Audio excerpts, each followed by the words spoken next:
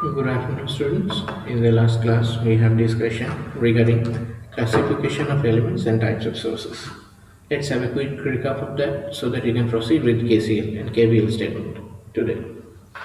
So, we had discussed that there are four categories of classification of elements: active and passive, linear and nonlinear, unilateral and bilateral, and time invariant and time variant.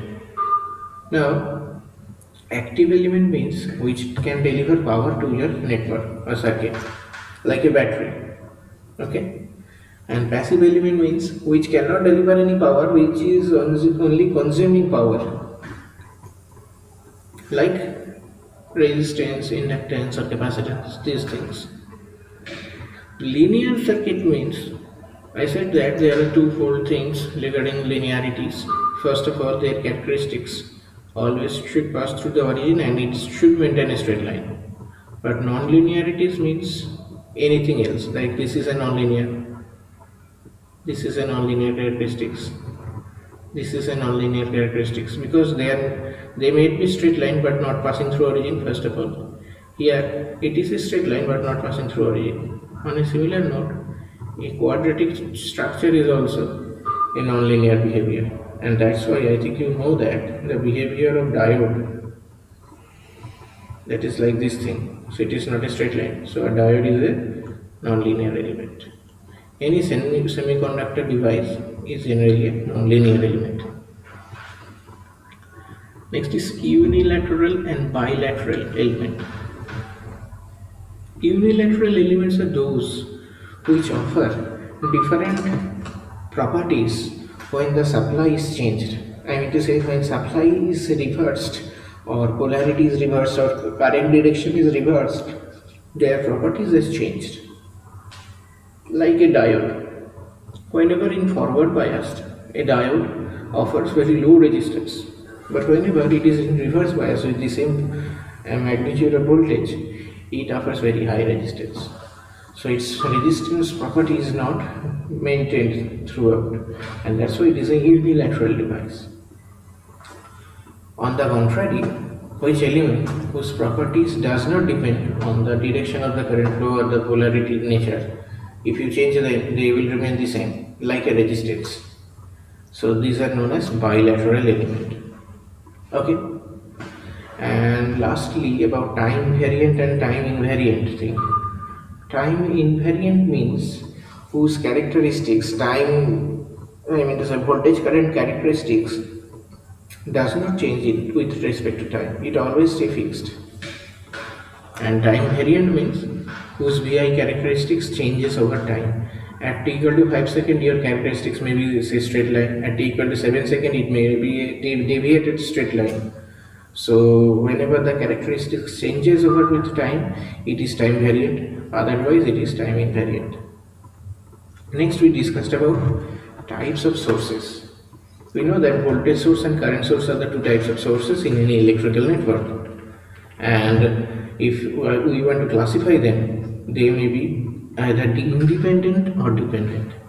Now, what does the term independent means? Independent means that your source magnitude, whether the voltage or current, whatever, it does not depend on the load magnitude. So, if you increase the load, decrease the load, it will remain unchanged.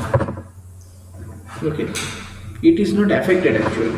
The source magnitude, whether a voltage or current, that is not affected by load or independent. Okay, let me write it over here. Any circuit parameter, any parameter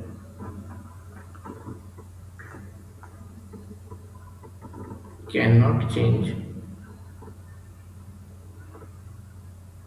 Any parameter cannot change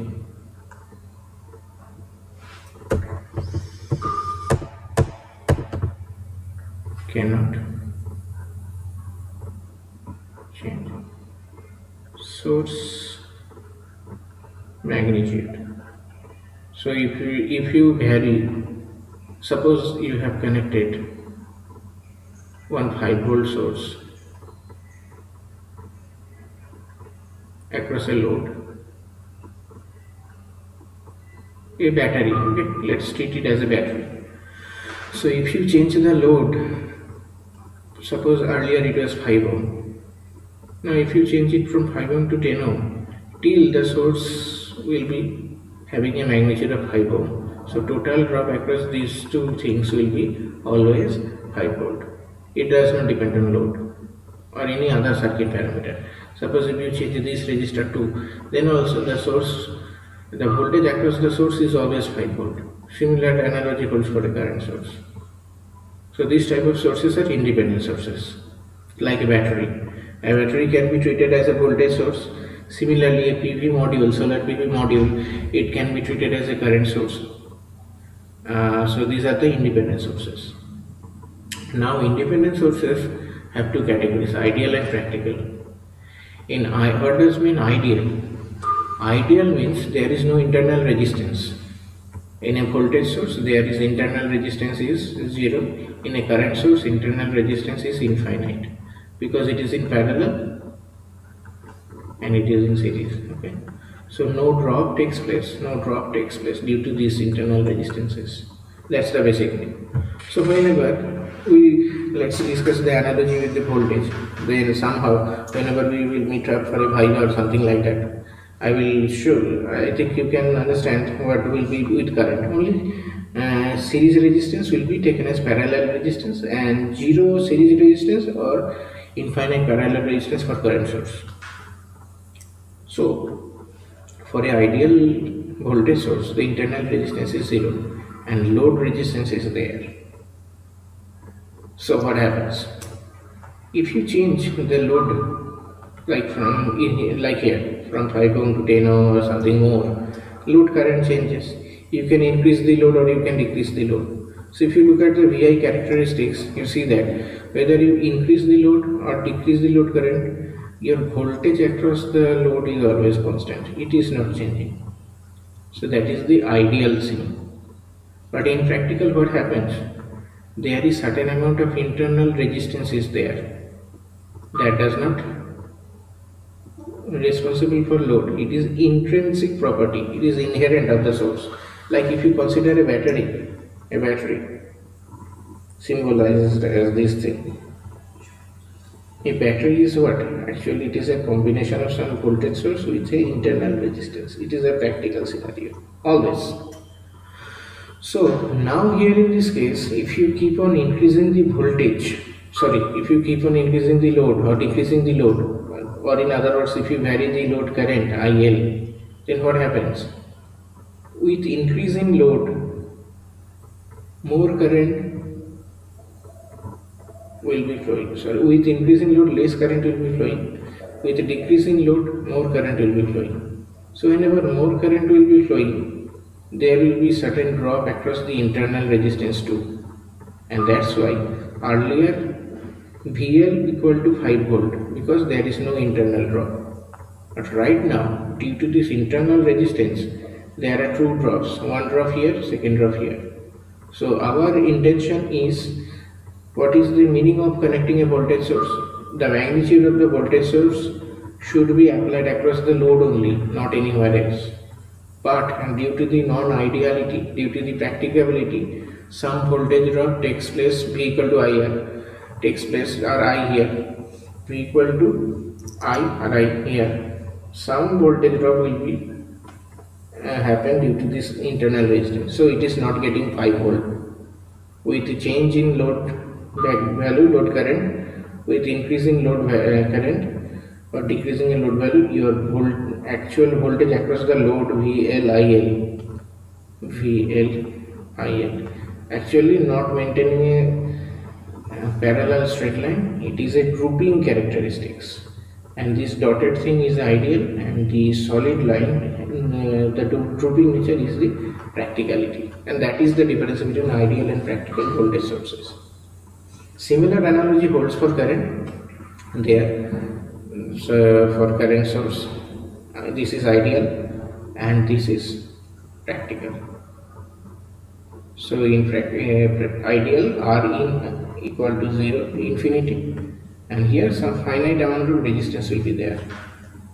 The other discussion is same. Now we talked about dependent sources. So dependent sources means what? It is a source. If it is a voltage source, then we will talk considering voltage. If it is a current source, we will considering current. Now, is the source voltage or source current depends on some other circuit voltage or circuit current. Okay. Examples are semiconductor devices like BJT, FET, op amp, etc. Op amp is a voltage controlled voltage source. Okay. I will be talking about it.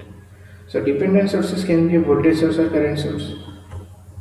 Now, if the dependent voltage source whose magnitude depends on some other voltage across some other circuit element, like here in this case, here in this case, where I am moving the mouse, let the magnitude of the voltage be V2, and that voltage is depending on some other circuit element, some other circuit voltage.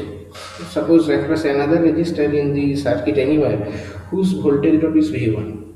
So V2 equal to kV1, and voltage of your source is dependent on some other voltage within the same circuit. So that's why it is known as voltage controlled voltage source, VCVS.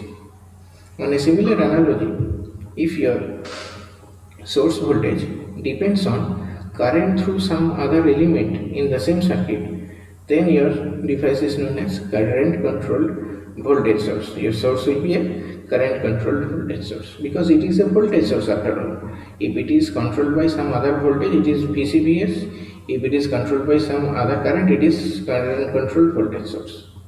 Similar analogy holds for current sources too. If magnitude of source current depends on voltage across some other circuit element within the same circuit, it is voltage controlled current source. And now, if the source current depends on current through any other circuit element, then it is a current controlled current source. Okay. So that was the discussion in the last day. Today we will be mainly dealing with KCL and the statement of KVL. KCL. What does KCL tells? KCL tells that in any network, algebraic sum of current at any particular node is 0 at every instant of time. In any network, algebraic sum of current at any particular node is 0 at every instant of time. First, let's understand what is a node. A node is an interconnection of two or more circuit elements. So where two or more than two circuit elements meet, that junction is known as node. Circuit element means what? It may be a source, it may be load, some kind of resistance, some kind of inductance, capacitance, or their combination, etc. Combination is also possible. So now let's discuss the statement of KCL with this diagram. Here you can see that there are 5 elements, 1, 2 voltage sources there, and 3, 4. So there are total different 5 elements. Now do not think that resistance is one type of, so there is one, or all the resistances are consisting one element. No, every resistance, their resistance may be same, but whenever physically they are separable, then they are two elements. Okay, here in this case. So when more than two or more than two elements are interconnected at the same point, that point is a node. Now that's why we can see that if there are 5 ohm and 2 ohm, we do not take it as a node, we take it as a 7 ohm resistance. But if more than 2 elements were there, then it should have been taken as a node. Okay, so where more than 2, okay, where this should not be omitted. So node is an interconnection of more than 2 circuit elements. So at the same point, if more than 2 circuit elements are connected, that point is a node. So let's again go through the statement of KCL. In any network, algebraic sum of current at any particular node is 0 at every instant of time. So with this diagram, there are 5 elements: R1, R2, suppose X volt, source, R3 and R4. Now we have assumed some direction of current, okay, like vector analysis in mechanics that you have studied. There is one advantage, and what is that? It tells that if you have assumed the direction of a vector and in numerical analysis the result is coming as a negative one, so what is the significance of that? The significance is that nothing else, the direction magnitude is same, your answer is okay, but actually the force the vector is acting in the opposite direction than your assumption. So here also we can assume certain directions of current. If our result becomes negative, so it will be treated as the actual direction is just opposite to the assumed direction. Okay, so here you can see, if you look at the node, you will see that there are two types of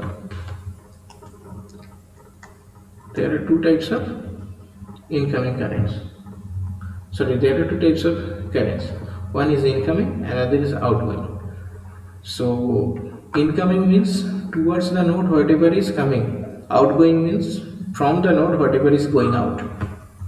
So in the particular diagram, you see that I2 and IX are incoming, whereas I1, I4 and I3 they are outgoing. Now we see that suppose somebody is going towards east and somebody is going towards west. So for the sake of analysis, if we take that this direction is positive, so this direction will be negative. So if we consider incoming current as positive, obviously the outgoing currents will be treated with negative sign. You can change it to, you can take it as negative and this as positive. Ultimately your answer will remain same, but do not mix up and do not get confused. Try to stick on a particular convention. I have assumed that incoming currents are positive and outgoing currents are negative. You can do the reverse thing, but you have to stay together with that throughout. Okay, so now write down the KCL statements in numerically. Algebraic sum of current. Okay, algebraic sum of current means algebraic sum of incoming currents and algebraic sum of outgoing currents.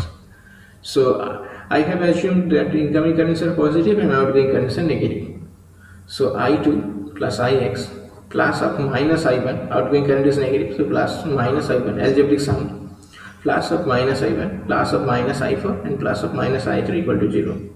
The algebraic sum at any instant is 0.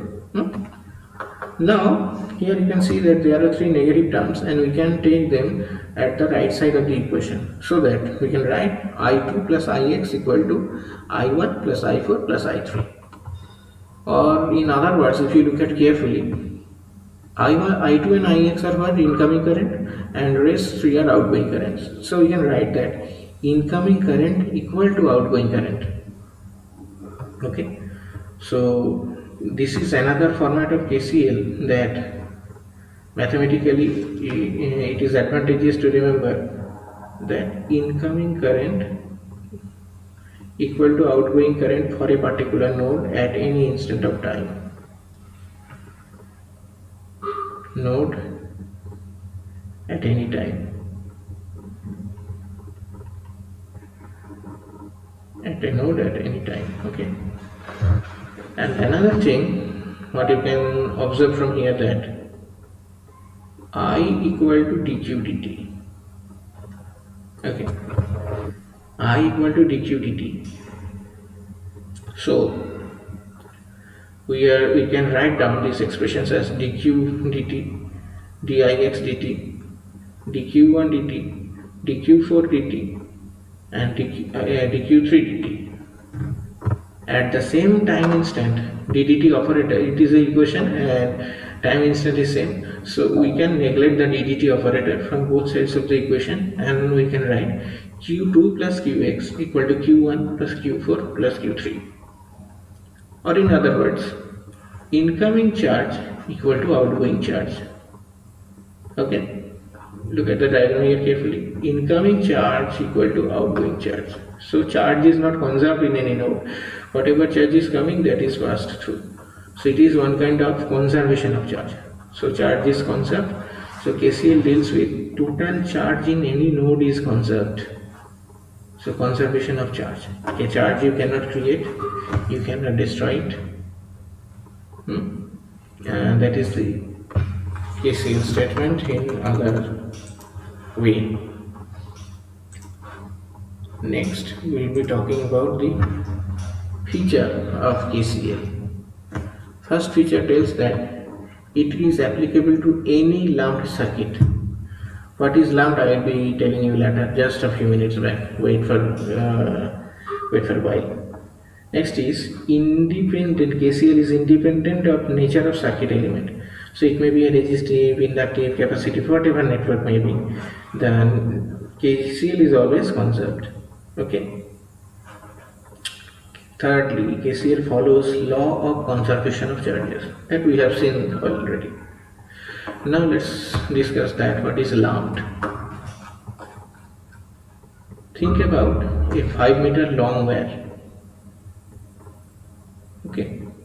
Now whenever we represent it mathematically, suppose it is connected through a voltage source of certain magnitude, suppose X volt, and you are assumed to what will be the current flow through the wire. Now whenever we do it mathematically, what is the representation? The representation is that a battery will be there and a resistance is there. So that is actually your wire. So we are not representing the whole wire. The total resistance between terminal A and B, if you place a ohm meter or a multimeter, across A and B, the resistance will be A, suppose R1.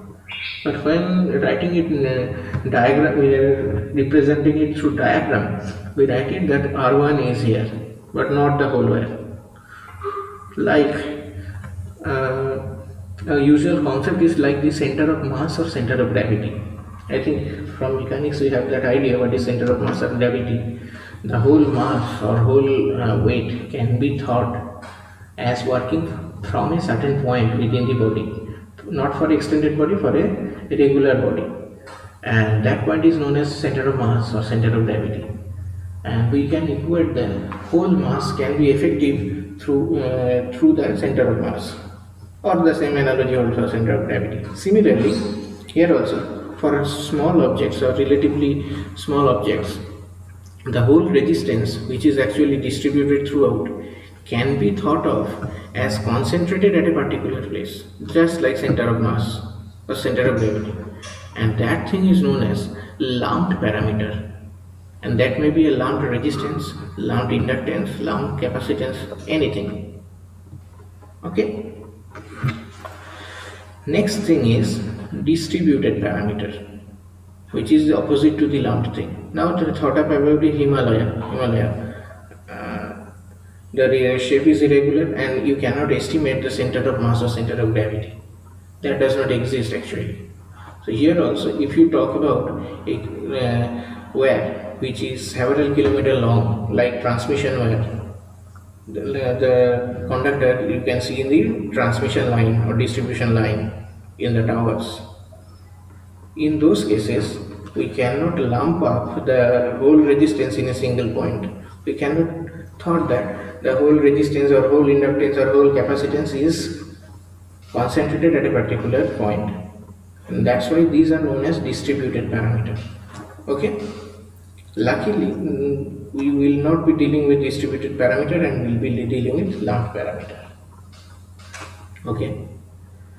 Now, one last thing about KCL that I want to mention is KCL is valid for nonlinear circuit, unilateral circuit, active circuit which consists of sources, time variant circuits too, as well as it is also valid for linear, bilateral, passive, time invariant circuit also. Okay. Linear circuit means this one which is passing through origin and is a straight line. And nonlinear means already I have said, like a diode may be passing through origin, but the straight line curve is not maintained, straight line feature is not maintained. And nonlinear devices are generally semiconductor devices such as BJT, FET, op-amp, dependent sources, which is one category of op-amp too. Op-amp also fall in this category. Active means a source which can deliver power. Passive element means which absorb power, which consume energy like R, L or C. Okay. So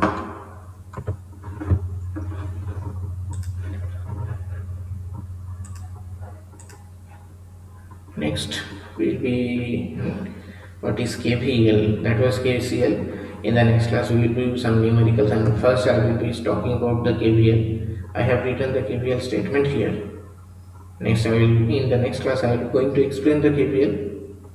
And before KVL, what is KVL? In any loud circuit, the algebraic sum of branch voltage around the loop is equal to 0. Okay. In the next class, more elaborately, I am going to tell you what is KVL. But before that, we have to have few concepts regarding what is branch, what is node, what is loop or mesh.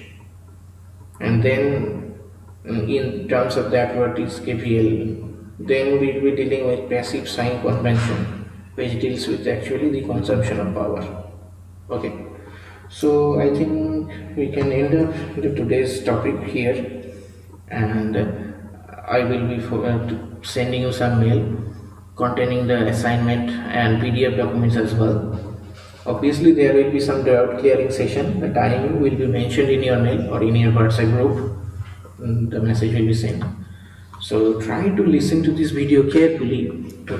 If any doubt is there in your mind, pause that video, first forward, rewind, then come to the doubt clearing session, and after that I think our interaction will be better.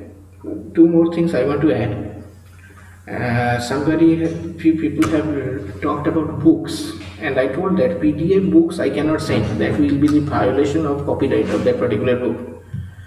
So I may not have that too. I have studied my notes, and from the notes I have converted them digitally. And second thing is that I think you might got some notification regarding library books. How to handle that? If not, you contact your department. And few people, I am delivering my lecture in English, that is usual. I have to do that. In your classes also I have to do that.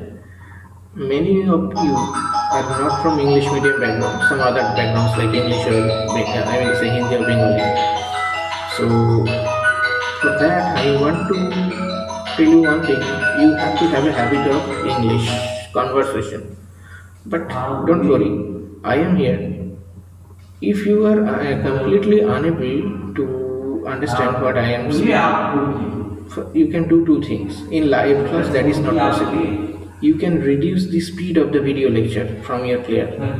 There, the pronunciation or the speed of the speaking will be less, so that I think then it might help you, so that you can understand the words. And you have to have a habit of that. Okay.